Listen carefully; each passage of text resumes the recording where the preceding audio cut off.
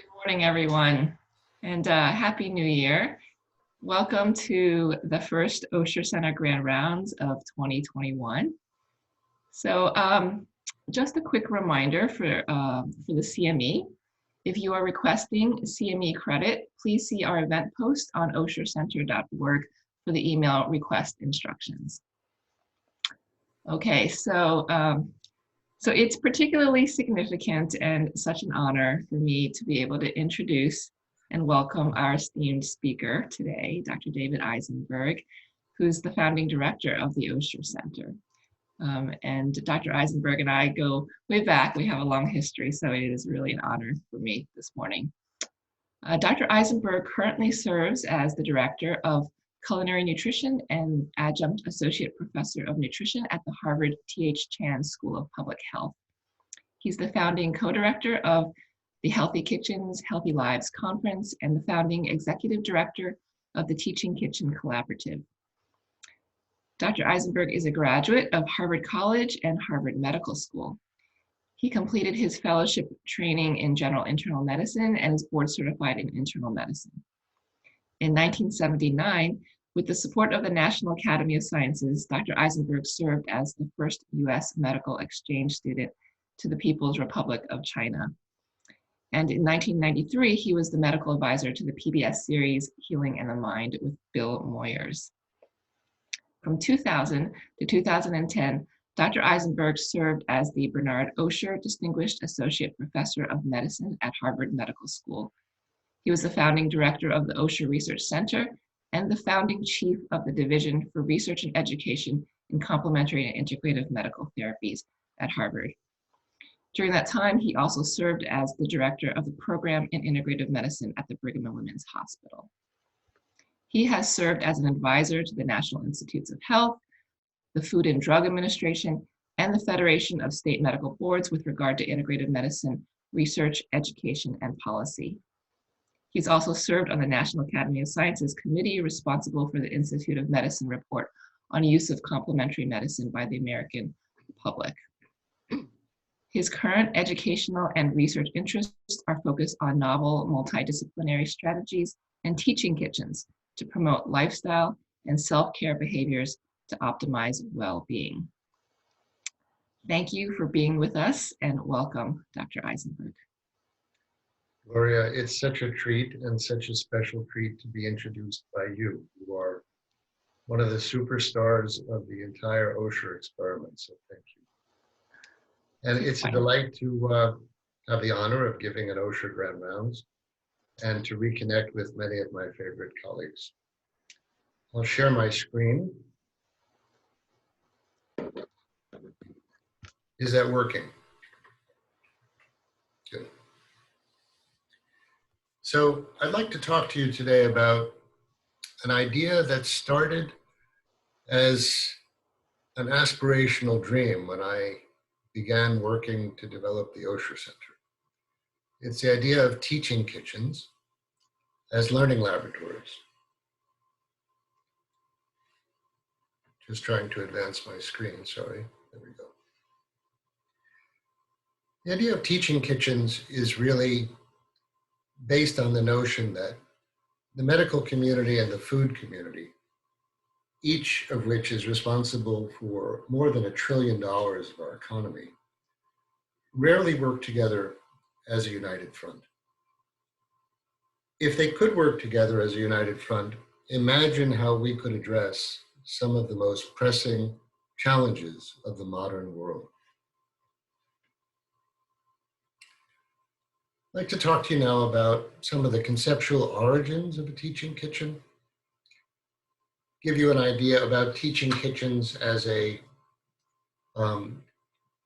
prototypes that are now in existence, share with you a vision of teaching kitchens that could be connected as a global research network, and then think out loud with you about an imagined co-created future that many of you will live to see. I'll begin with the obvious, inconvenient truths. And I've decided not to spend 10 minutes on dozens of slides making these points, so here's the list. We know that obesity has increased dramatically in the last 30 or 40 years. It was 10% in 1970, and now it's 40%. More than 55% of today's 2-year-olds will be obese by the age of 35, unless there's a radical shift in our culture. US diabetes rates have quadrupled since I was a young man. Global diabetes rates will increase dramatically in the next 5 to 10 years. We also know that people of color are disproportionately affected by all chronic diseases, that food choices impact our global environment, that climate change threatens our collective survival. And the scandal to me has always been that physicians are not required to demonstrate any level of competency advising patients about diet and lifestyle. To me, it's preposterous. Furthermore, the food and medical communities have rarely come together to share strategies. Conveniently, however, we do know over the last 10 or 20 years from research that diet and lifestyle can make a huge difference. The PREDIMED series of studies published in the New England Journal proves unequivocally that consuming a Mediterranean diet can decrease cardiovascular deaths by 1/3, as well as the incidence of diabetes and cancer. The Lancet report published a year ago makes the case that 20% of all deaths globally could be prevented if global communities shifted to a healthier diet. In addition, and again, sparing you of the literature, there's considerable evidence that people who cook consume a healthier diet. The references in the lower right are a portfolio of studies of adults and children saying that people who cook more often tend to eat more healthfully. Furthermore, we all eat with pleasure all the time. So let's think about some of the conceptual origins and evolution of this idea of a teaching kitchen as a learning lab. Some of this is personal. It's a curious odyssey I share with you. I'm the chap in the middle. My older and younger brother and my newborn sister is not in the picture. We grew up on Long Island, New York, and we are the children of Joseph Eisenberg, who was a baker, who learned to bake from his father, who emigrated here from Poland. I spent weekends in a bakery in Brooklyn because it was really the only time I got to spend with my dad. He went to work at 4 or 5 in the morning and came home often after I went to sleep.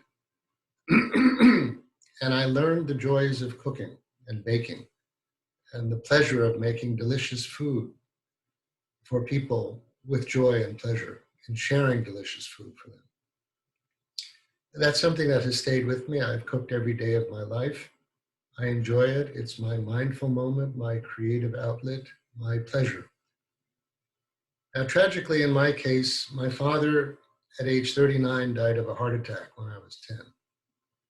All of my grandparents died within a year of him from unrelated medical causes, and my mother, as was the custom of the time, never spoke of their deaths. It was tragic, but it made me want to study medicine, if only to understand why I had lost all these people. Then fate played its hand. As a high school senior, I read an article in the New York Times entitled, "Now About My Operation in Peking." James Reston was the op-ed editor of the New York Times. He was tipped off by Henry Kissinger that Nixon was sending Kissinger to Beijing to explore an opening of rapprochement with Mao Zedong in China. It was unthinkable. Now, James Reston in Beijing in 1971 developed appendicitis. He was operated on by physicians who, as it turns out, and many of whom I met subsequently, had been trained by Harvard and Yale professors in Beijing in the 30s and 40s. Anyway, after his operation, James Reston had post-op pain that was severe. And his Chinese doctors, trained by Harvard doctors, brought in an acupuncturist. And the acupuncturist put in a few skinny needles in his elbow and his shin, and his pain was obliterated. It was an intellectual shot heard round the world. Now, I was still in high school, but I thought, that's about the most amazing thing I've ever heard. And when I entered Harvard College, I asked to do an independent study project to understand acupuncture. There was nothing in English about acupuncture applied to modern medical diagnoses or post-operative pain, nothing. But the one book I found was a book called The Legendary Yellow Emperor's Classic of Internal Medicine. The first version of this is believed to have been printed, or written, I guess, in 400 BC. The Yellow Emperor was believed to have lived nearly 2700 BC. And the Yellow Emperor's teachings are what captivated me. Within the first few chapters, the Yellow Emperor said in a series of discussions with his ministers that prevention is always superior to intervention, that the way we eat, move, and think, meaning controlling our emotions and our thoughts, impacts our health and determines our recuperative capacity. And third, in addition to how we move and think and eat, we inherit ancestral qi, the vital energy of our ancestors, which also influences our health and well-being. I was amazed. It was as if a human being living in China 5,000 years earlier had suggested a prophetic prequel to the discovery of DNA, to preventive medicine, integrative medicine, lifestyle medicine, culinary medicine, health coaching, epigenetics, and now precision nutrition. I learned Chinese in college. I was invited by Dan Fetterman, then the Dean of Students at Harvard, while I was a medical student, to apply to become the first US medical exchange student to the People's Republic of China. This is me in 1979 at the Beijing Zhongyi Shiyan, the Institute of Traditional Chinese Medicine. I must add for this group that there were two finalists for this position, myself and somebody named Ted Kapchuk. That's where I first met Ted, and the rest is history. But that's a story for another Grand Rounds. Anyway, I lived in Beijing in 1979 and 1980. And because there were only 8 Western physicians in the whole country, they had assigned 3 chefs to cook for us. And I went to cooking school because that's what I like to do. And I learned to make healthy, delicious, plant-forward, spectacular Chinese food, which I still eat to this day. This was also my introduction to mind-body. The study of Tai Chi really helped me understand the inexorable links between mind and body. And our appreciation of that links, now 40, 50 years later, has a lot of science attached to it. Getting back to the Yellow Emperor, these were the experiences more than 40 years ago that sowed the seeds for this idea of a teaching kitchen. The Yellow Emperor said, eat, move, think, understand your relationship to the environment, and don't forget that you are also subject to your ancestral qi, your DNA. These were the ideas of the modern teaching kitchen. A place to learn about nutrition, cooking, exercise, sleep, mindfulness, genetics, epigenetics, the effects of our lifestyle on our microbiota, coaching and behavioral change. So you see, a teaching kitchen is more than simply a kitchen. The kitchen is the entree point, the shining neon light inviting people in, because people are attracted to food and cooking, but it's much more. The teaching kitchen includes a kitchen, but it goes beyond the physicality of a kitchen space. It's really a real or virtual place to learn nutrition, shopping and cooking, about exercise and movement, mindfulness relating to food and life, and behavioral change strategies, which are also relatively new to humans. In my view, a teaching kitchen is and will be a learning laboratory for life skills. This idea, which I guess you could say occurred to me in the late 70s, was one that I brought to the heads of the Culinary Institute of America, arguably the most respected cooking school in the United States, and the chairman of the School of Public Health's Department of Nutrition, Walter Willett, in 1998. And I said, gentlemen, I have an audacious idea that someday there should be teaching kitchens in every hospital. Now you understand why I would carry that idea around and why it made sense to me, the child of a baker and the grandson of a baker who is now on the faculty at Harvard.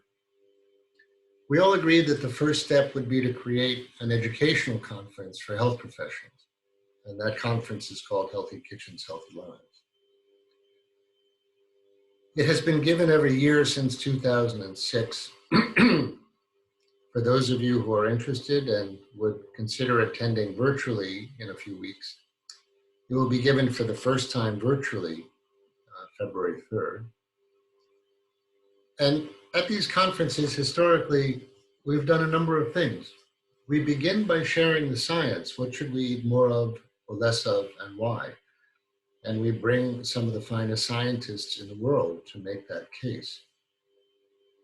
Then some of the most remarkable chef teachers I've ever met, and arguably who exist on the planet, say, let us translate that for you into healthy, delicious, affordable, quick, fabulous food.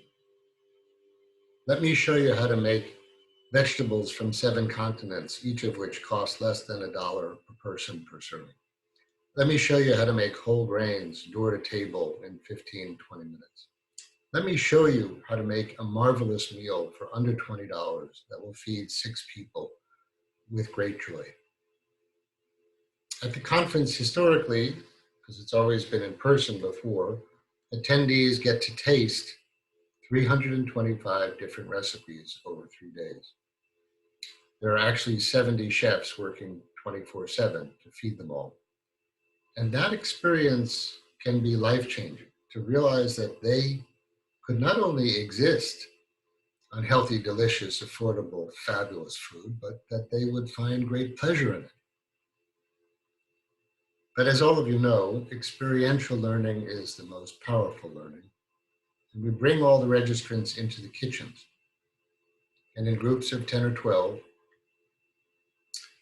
see one, do one, teach one, as we say in medical school, is transformed to see one, taste one, cook one, teach one. And people's lives are changed. They realize they can make a fabulous dinner with plant-forward meals and spectacular whole grains and delicious vegetables that even their children would eat. Well, giving this conference over the last 16 years, over time I thought, what if we could transform the same information which we've been giving to health professionals into a curriculum for non-health professionals, meaning our patients and the community. The researcher in me wanted to turn this into a testable hypothesis. If you can envision a population with increased disease risk, let's say people with overweight, obesity, diabetes, what if you could randomize half to the same old usual care, which we know doesn't work and is really challenging the world, or access usual care plus access to a teaching kitchen? Might those with access to a teaching kitchen have improved behaviors, improved biomarkers and clinical outcomes? improve quality of life? Might this skill set enable them to sustain their change because it is not a constrained diet forever? Might this also have implications for health equity, the environment, and most importantly, the ultimate driver? Could it lower costs or bend cost curves? So I set out about 8 or 10 years ago to test this hypothesis.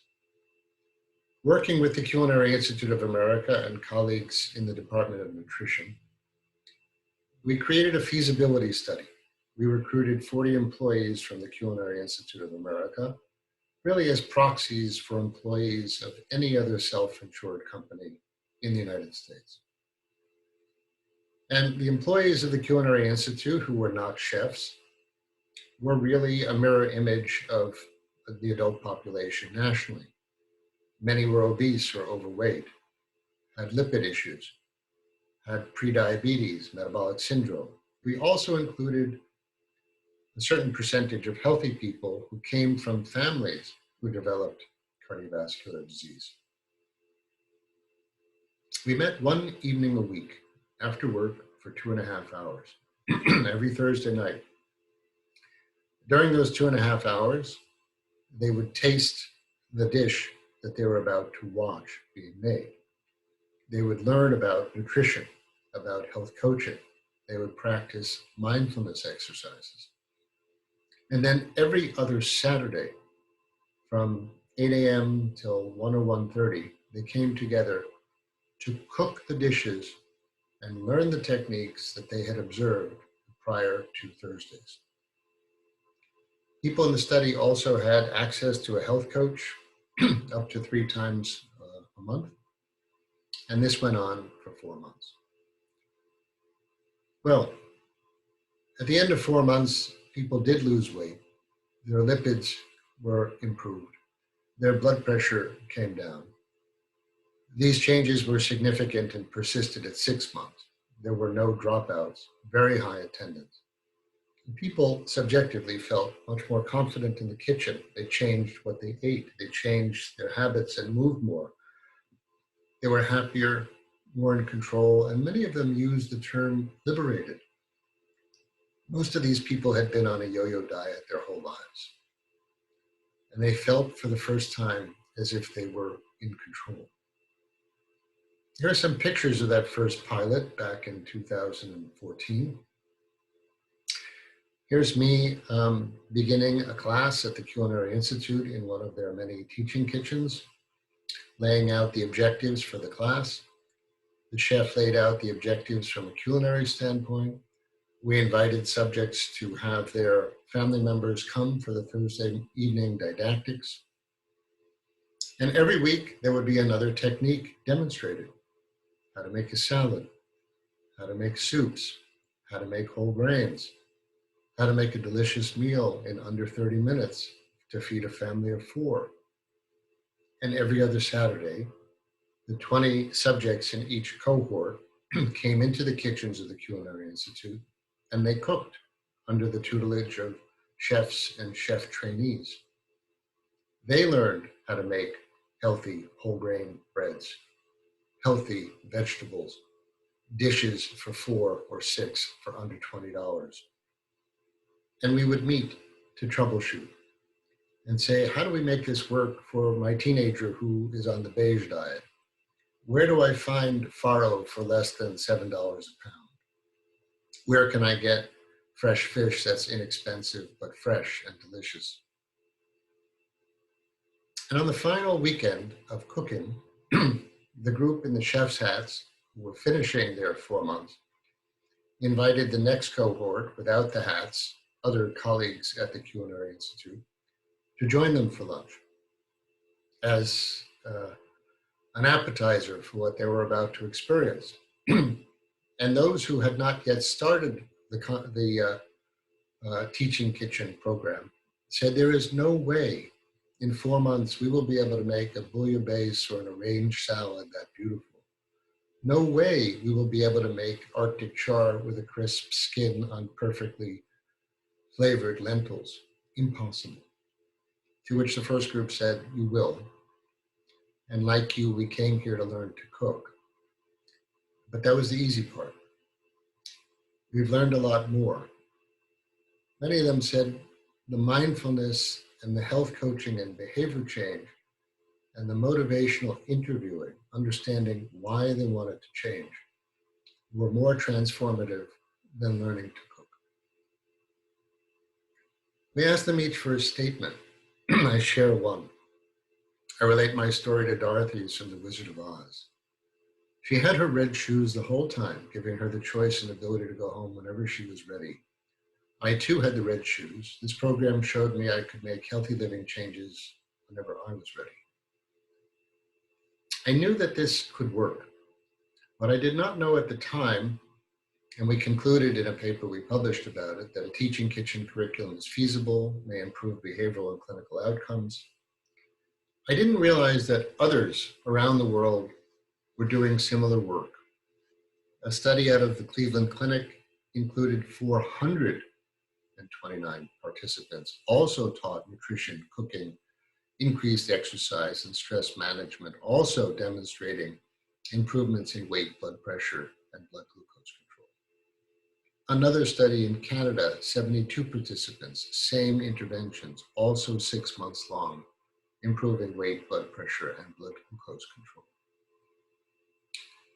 So about 6 or 7 years ago, I imagined if teaching kitchens could be established and studied in every hospital and medical school, but also K through 12 schools, corporate work sites, universities, communities, VA hospitals, farmers markets, and by the way, integrative medicine programs.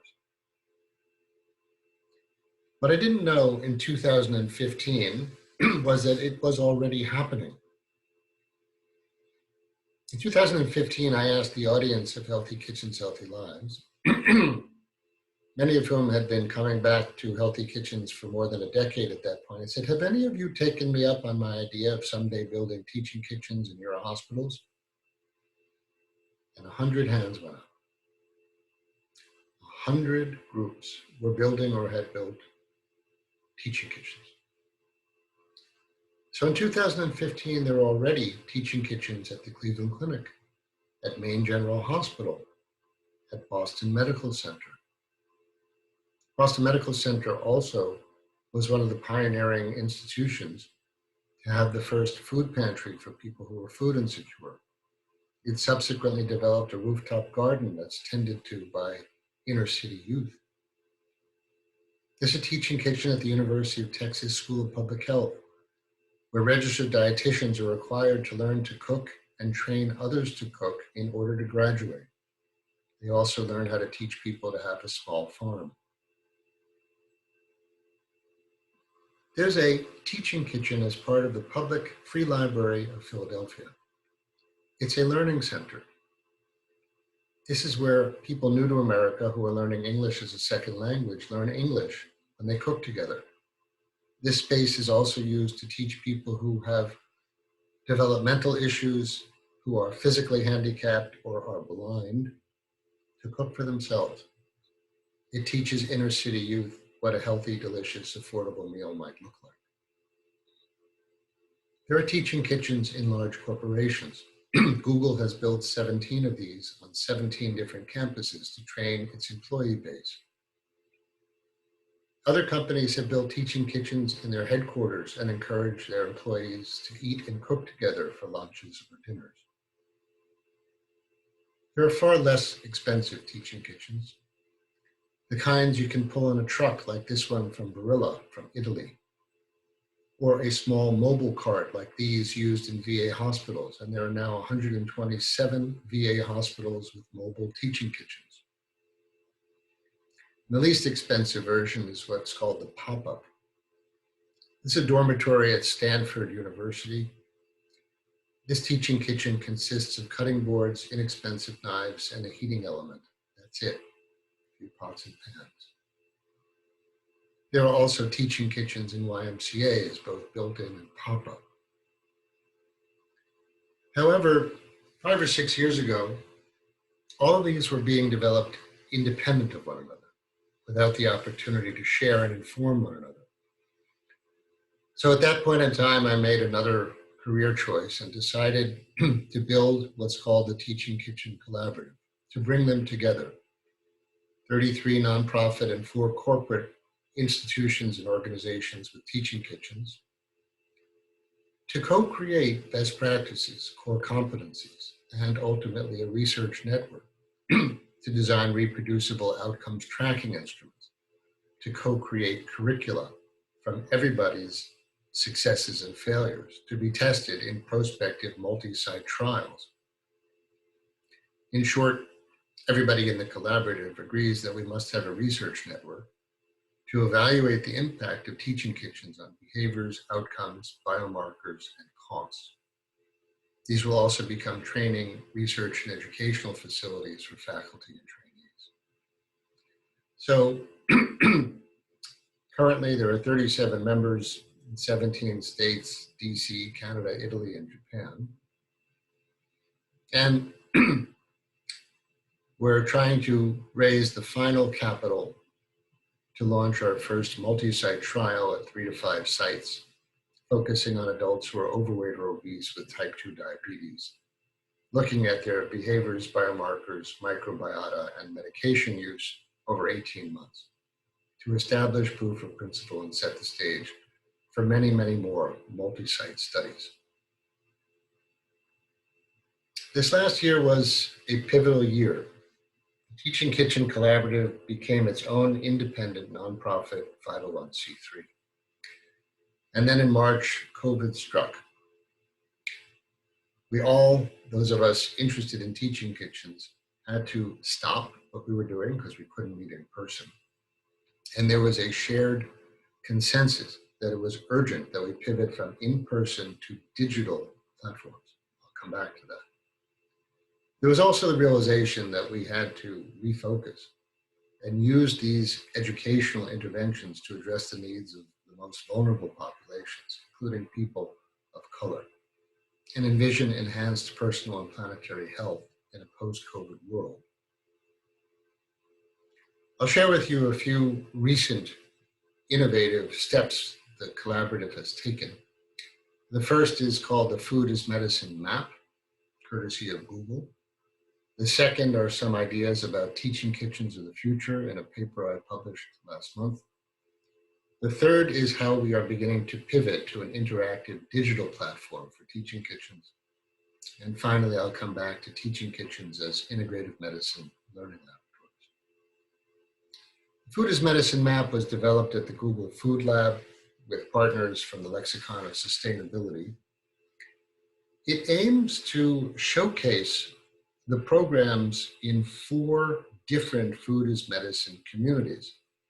Now, I'm talking about teaching kitchens, but there are also medically tailored meal programs, fresh food pharmacy programs, and produce RX programs all over the country. I don't have time to go into each of those, but if you are interested in definitions and examples of produce RX, fresh food pharmacy, and medically tailored meal programs, I encourage you to go to the greenbrownblue.com Food is Medicine site. But in terms of the map, the idea for the map is as follows. Sorry, my clicker is not working. The map, which is based on Google Maps, is an interactive map to showcase each of these 4 areas and the programs within them. It allows Food is Medicine programs to join the map by applying and answering questions, and if they meet criteria, they are put on the map, so that you could find medically tailored meal programs or teaching kitchens near you. But what Google loved about this and made it, in their view, googly, is the data will enable third-party payers, foundations, the government to identify food as medicine innovative programs that are hotspots, where there's a lot of them in a given area, so that research across these food as medicine communities could be designed, funded, and implemented to test whether food as medicine can be helpful.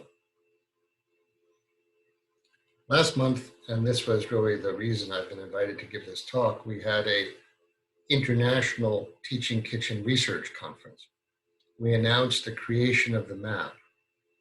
At that conference, there were more than 2,500 registrants from 79 countries, 800 of whom said they came from institutions with working teaching kitchens. There are teaching kitchens in about 35 countries, and probably more than 100 of them in the United States. Let me shift for a few minutes to the second innovation, which is thinking about teaching kitchens in our collective future within our working and learning environments.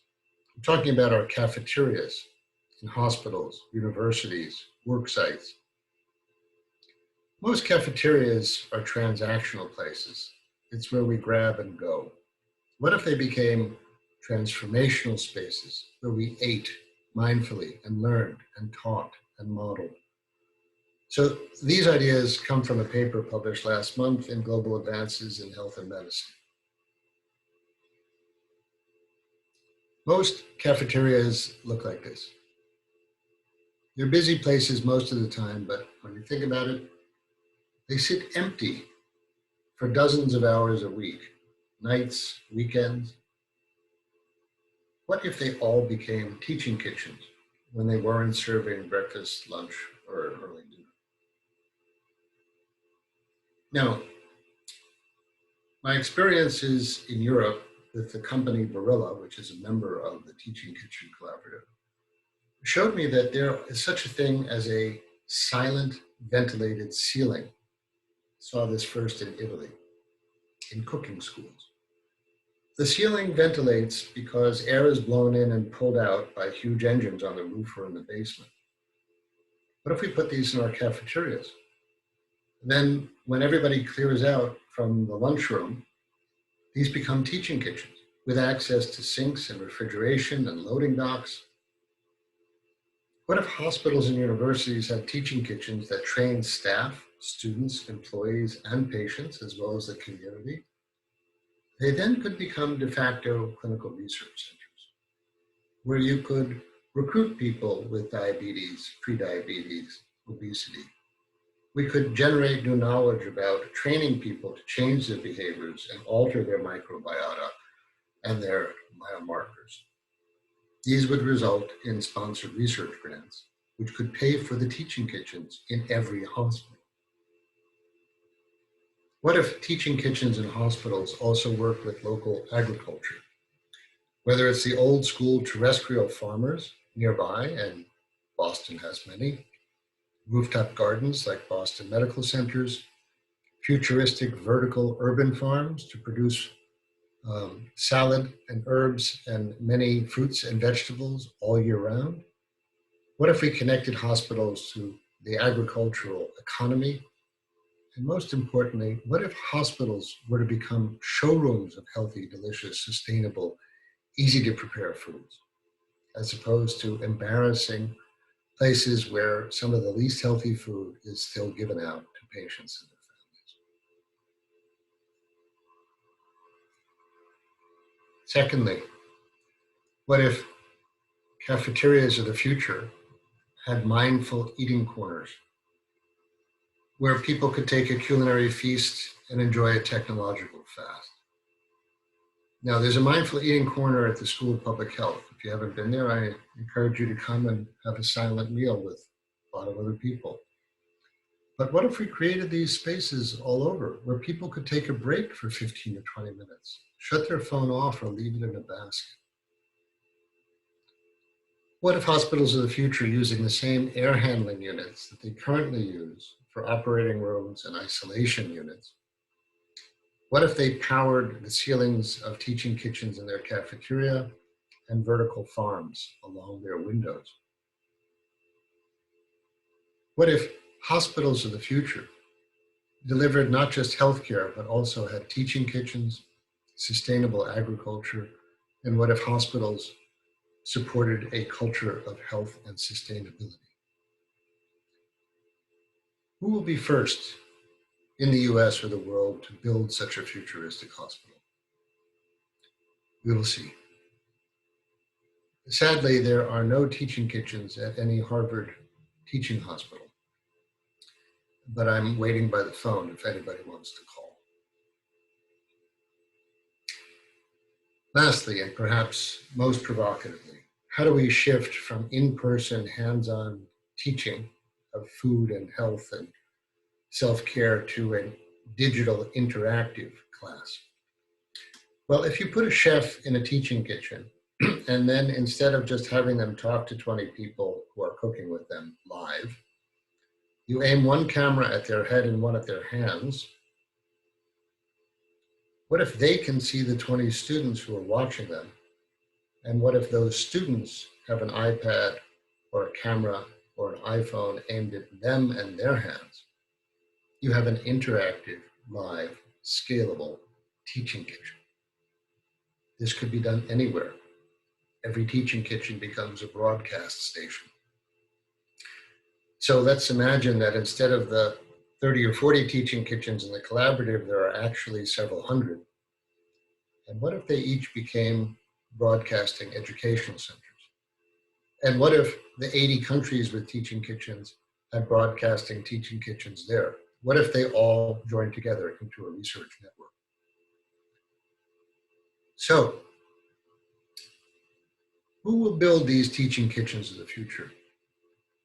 We'll need input from clinicians, educators, integrative and lifestyle practitioners like yourselves, farmers, those knowledgeable about the impact of food on the environment, RDs, chefs, health coaches, exercise and mindfulness experts, and I would argue integrative medicine experts and teams, basic scientists, PhDs, MPHs, trainees. Imagine the next generation interested in the relationship between food and health and mind and body, advocates for health equity, and we're already finding international partners. Courtesy of the last meeting last month, there are dozens of sites around the world wanting to work together.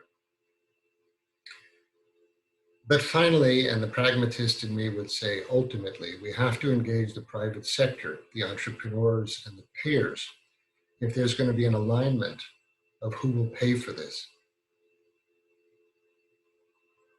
Now, I went into medicine in the 70s and 80s as a primary care doc. Financial alignment has been elusive. But now as medical costs continue to rise and approach 20% of our gross domestic product, there's going to be a shift from fee-for-service payment to value-based care and pay for performance.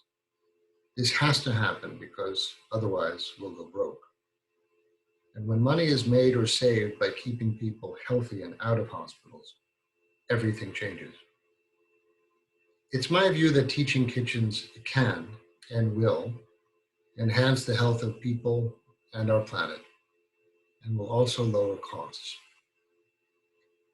And the relevance to the integrative and lifestyle medicine communities to me is self-evident. Teaching kitchens are the place where patients and practitioners can learn about nutrition, shopping and cooking, mindfulness, activity and exercise, motivational interviewing, behavior change, sustainability. But most importantly, it's not just talking about what needs to be changed and why it needs to change. It's a place to take people by the hand, invite them in over food, and show them how they can do it. I view the recent COVID pandemic as a global forest fire. And if you look at forests that have undergone a complete transformation through fire, after a time there is beautiful new growth. It's a different forest. It will never be like the old forest. But if we are going to build back better, we have to change. And the best way to predict change, said Alan Kay, the best way to predict the future is to invent it. I encourage you to think about teaching kitchens as part of the future that we will co-create and invent together. There are 8 Osher centers at 8 universities. Shouldn't each Osher center and all medical schools build teaching kitchens as learning and translational research labs of the future? I thank you for your attention. And before I close, I want to give a special thanks to Barney and Barbara Osher. Barney was the one who gave me the green light to begin to conceive of and develop Healthy Kitchens, Healthy Lives. He and Barbara have always believed in this work, and without their initial investment, none of the ideas I've just shared with you would ever have come into my consciousness. So I thank them, and I thank you for your time.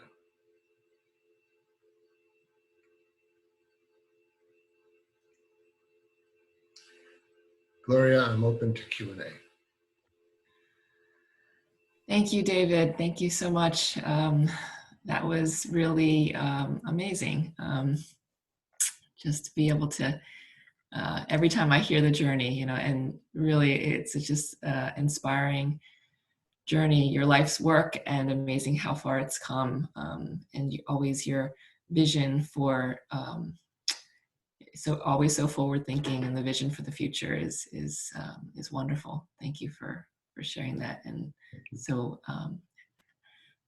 happy and honored to have been part of being able to see, kind of that journey over time.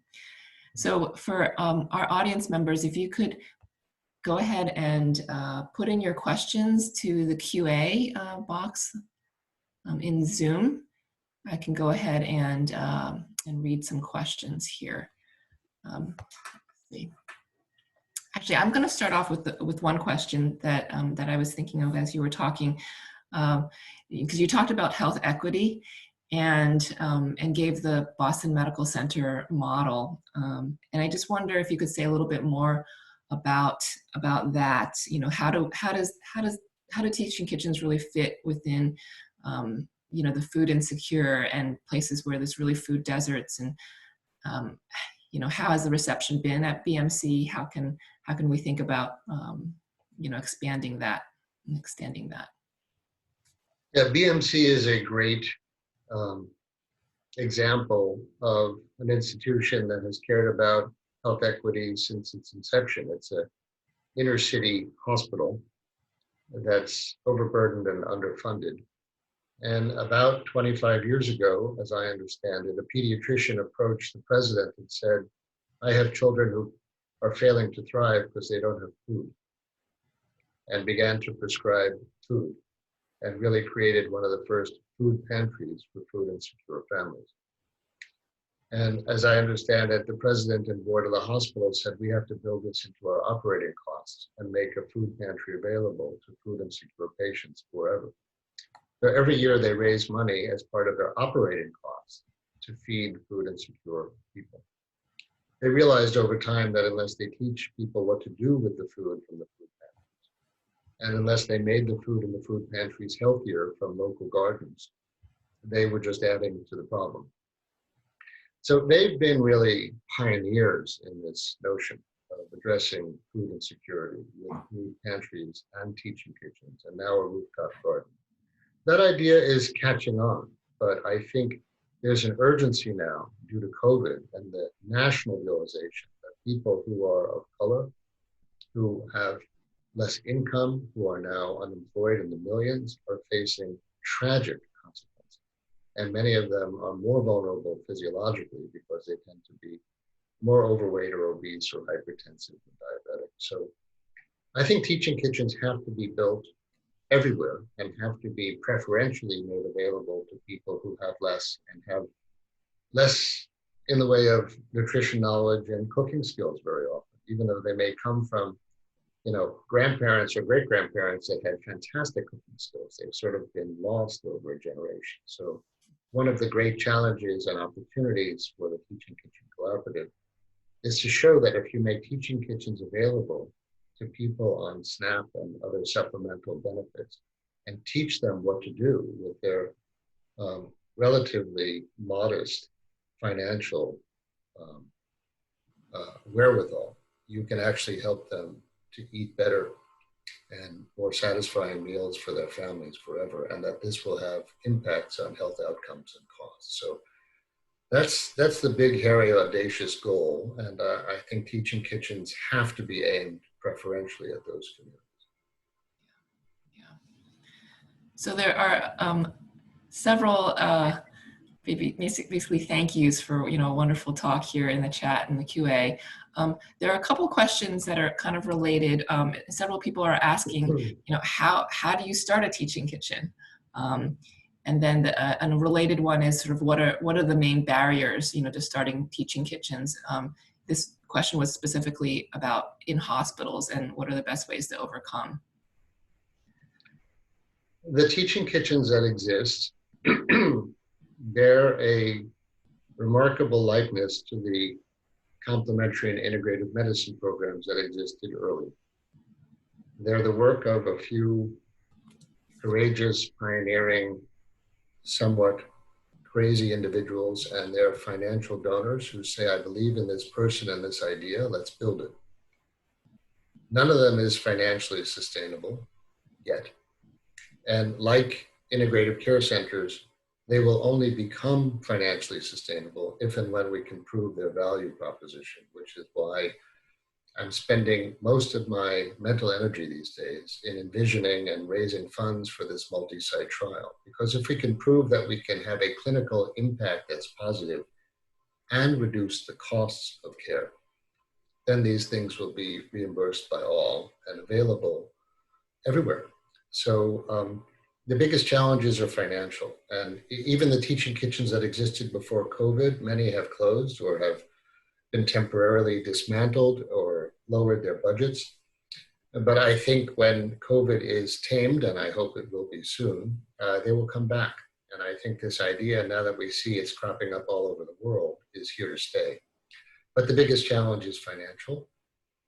And also it takes a leader of an institution who's willing to ask his or her benefactors to build a kitchen. Initially, it would have been as a physical space for a physical learning lab for 20 people at a time. But now, as you see from my talk, these could become broadcasting studios where people could learn everywhere. And where also, if they're built in cafeterias, they could teach the house staff and the medical students and the patients with cardiovascular disease or risk. So I think all these things are now within our grasp, but it's going to take a leader of an institution or a medical school or a board chairman or a benefactor to say, let's do this because it's the right thing. And we must turn hospitals and health care systems into showrooms of health and sustainability, not places where we just treat disease and feed people lousy food. It's the wrong model. We have to shift. So there are a couple of folks that are pointing out that they actually do have teaching kitchens where they are. I think somebody said that there is one at the Brigham in OBGYN and women's health. Another person is starting one in their own pediatric practice. And one of the questions is how do we or how can we get a copy of the teaching kitchen curriculum? Is that public? Well, there is no one teaching kitchen curriculum. That's what we've learned in inviting 30 plus institutions to share what they're doing. There is now a consensus on what the core elements should be of those curricula. And we're trying to put them into a replicable, reproducible, testable model, which has not yet happened. But once we raise the funds for this multi-site trial and do it, then it will be open sourced. But right now there are 37 teaching kitchens with 37 different curricula, and each of them, has culinary components, has nutrition components, components on mindfulness, exercise, behavior change, motivational interviewing. I think people who are involved in the collaborative, at least, with teaching kitchens, share the view that any one of these skills is necessary but insufficient. And teaching people to feel comfortable in all of these domains and realize that you have to eat, move, and think differently in order to optimize your health. So there's never going to be one teaching kitchen curriculum, but I think there will be several that will cover the same domains, and over the next few years, we hope that many of them will be published. Great. This is a question about, can you speak more about curriculum changes that you'd like to see within medical schools? And what do you say to practitioners who say they don't have time to get this into their patient visits? Let me work backwards. You know, Gloria, you and you still, I assume, see patients. I saw patients for many years. I had an epiphany about 20 years ago when I realized that the patient who was ready to have this conversation about how to eat and move and think differently, I could make another appointment. You know, I could set up a separate visit just to talk about that.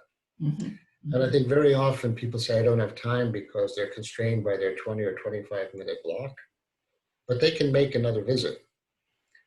Also, if we had teaching kitchens, then we could refer patients to the teaching kitchens and they could learn all of this over 4 or 6 months, not in 20 minutes, because nobody can learn this in 20 minutes. So I think that's really a false challenge because we can do better. What was the first part of the question again? Remind me. What are the main curriculum changes that you're wanting within medical schools? Well, the good news there is medical students get this. It's like, why isn't this part of our curriculum? Mm-hmm. And yet the faculty know it's not and hasn't been, and it's not on our boards. I've worked for years to try to get it onto the medical boards, boards 1, 2, and 3, and particularly 3. And I think they're working on that. That's when the medical school deans will say, we have to start teaching this. And I think that's in progress, but it has to happen. The good news is also that when medical schools with teaching kitchens, I'm thinking about Northeastern, for example, or George Washington, which has the people that used to teach at Tulane, they're now teaching medical students on a regular basis, all of these things. So wherever there is a teaching kitchen in a medical school that has offered education about cooking, nutrition, and lifestyle to medical students, they gravitate instantly. They sign up effortlessly. Stanford students have been signing up for these courses taught by MDs who are chefs, Michelle Hauser as an example. So I think there's no limit to the attractiveness from the students. It's really getting the faculty to say, we will make this either an optional course or a required course. And I've lobbied unsuccessfully at Harvard for 30 or 40 years to try to build this into the curriculum, but it needs to be there and in every medical school. So I think, let me just do one last question, and that's regarding the research and funding for research. Have you had success with NIH and through like NHLBI? Great question. The 2 research conferences that the Teaching Kitchen Collaborative and Harvard have been involved with were funded by NIH R13 grants. Those are conference grants.